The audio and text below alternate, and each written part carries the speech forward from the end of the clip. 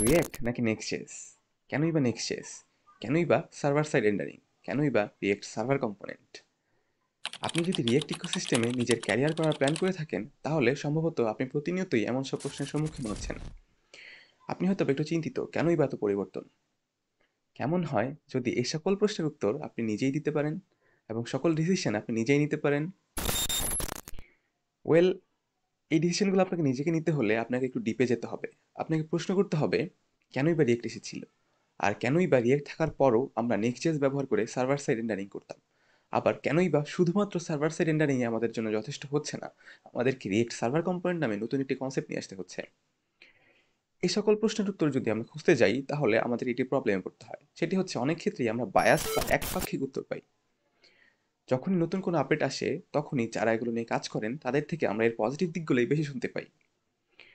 আবার যখনই নতুন কোনো আপডেট আসে, তখনই আমরা প্রিভিয়াস অ্যাপ্রোচের প্রবলেমগুলো সম্পর্কে জানতে পারি এবং কেন প্রিভিয়াস অ্যাপ্রোচ বাদ দিয়ে নতুন অ্যাপ্রোচে কাজ করতে হবে সেগুলো সম্পর্কে জানতে পারি। তাই ইটস হাই টাইম আমরা পুরো পরিস্থিতি সম্পর্কে নিরপেক্ষভাবে একটি আইডিয়া নিই। So let's get started.